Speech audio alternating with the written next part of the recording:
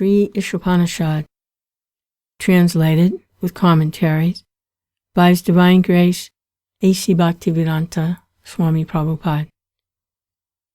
Mantra 18.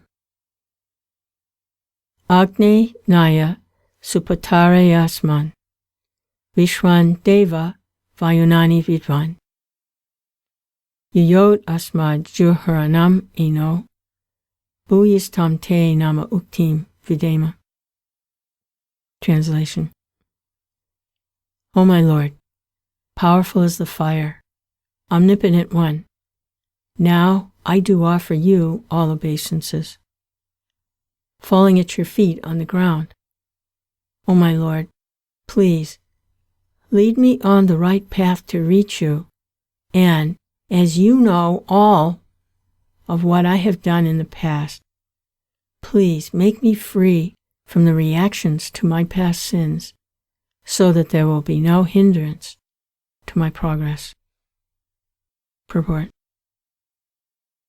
This surrendering process and praying for the causeless mercy of the Lord leads the devotee progressively on the path of complete self-realization. The Lord is addressed as the fire because He can burn anything into ashes, including the sins of the surrendered soul. As described in the previous mantras, the real or ultimate aspect of the Absolute is His feature as the personality of Godhead. His impersonal feature of the Brahma Jyoti is a dazzling covering over the face of the Lord. Fruitive activities, or the karma kanda path of self-realization, is the lowest stage in this endeavor. As soon as such activities become even slightly deviated from the regulative principles of the Vedas, such activities are transformed into vikarma, or acts against the interest of the actor. Such vikarma is enacted by the illusioned living entities simply for sense gratification, and thus such activities become hindrances on the path of self-realization. Self-realization is possible for the human form of life, but not for other forms.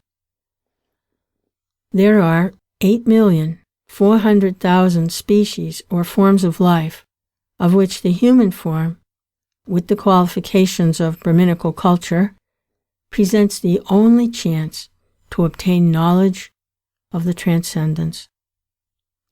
Brahminical culture means truthfulness, controlling the senses, forbearance, simplicity, full knowledge, full faith in God, and not to become simply proud of one's high parentage.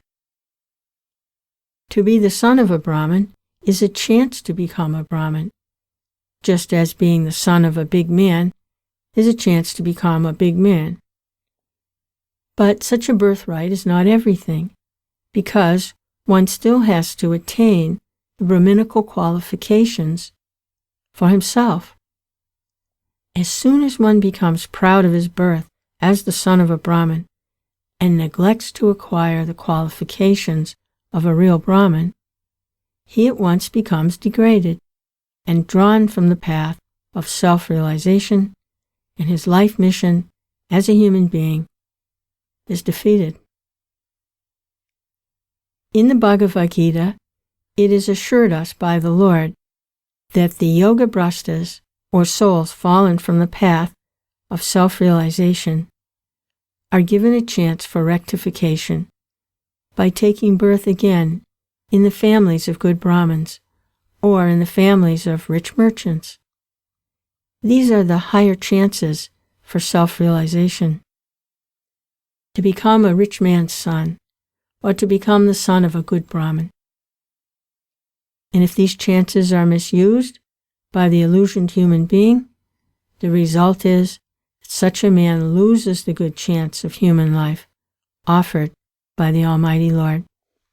The regulative principles are such that one who follows them is promoted from the plane of fruitive activities to the plane of transcendental knowledge, and from transcendental knowledge he becomes perfect after many, many births, when he surrenders unto the Lord. This is the general procedure, but one who surrenders at the very beginning, as is mentioned in this mantra, at once surpasses all the stages of progression by simple adoption of the devotional attitude. As stated in the Gita, the Lord at once takes charge of such a surrendered soul and makes him free from all the reactions to his sinful acts.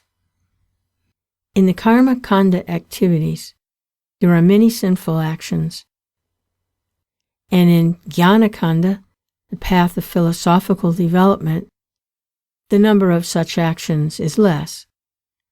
But in devotional service to the Lord, the path of bhakti, there is practically no chance of sinful reactions.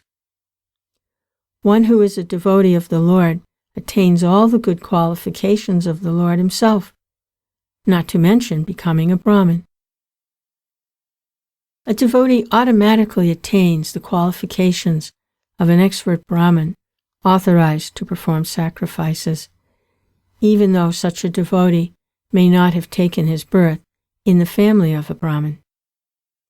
Such is the omnipotence of the Lord that he can make a man born in the family of a Brahmin as degraded as a low-born dog-eater, and he can also make a low-born dog-eater more than a qualified Brahmin, simply on the strength of devotional service.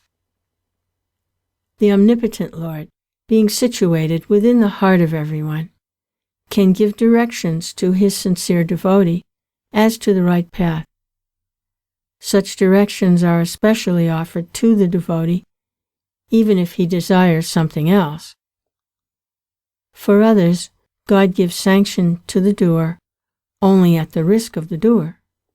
But in the case of a devotee, the Lord directs him in such a way that he never acts wrongly. In the Srimad Bhagavatam it is said that the Lord is so kind upon his devotee that even though he sometimes falls into the entanglement of vikarma, acts against the directions of the Vedas, the Lord at once rectifies the mistakes of the devotee from within his heart, because such devotees are very dear to the Lord. Here in this mantra, the devotee prays to the Lord to rectify him from within his heart. To err is human. A conditioned soul is very often apt to commit mistakes, and the only remedial measure for such unknown sins is to give oneself up to the lotus feet of the Lord so that he may guide the devotee.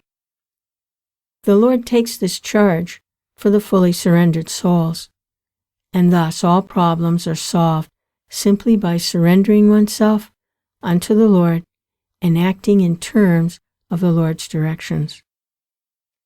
Such directions are given to the sincere devotee in two ways. One is by means of the saints, scriptures, and the spiritual master, and the other is by the Lord himself, residing within the heart of everyone. Thus the devotee is protected in all respects.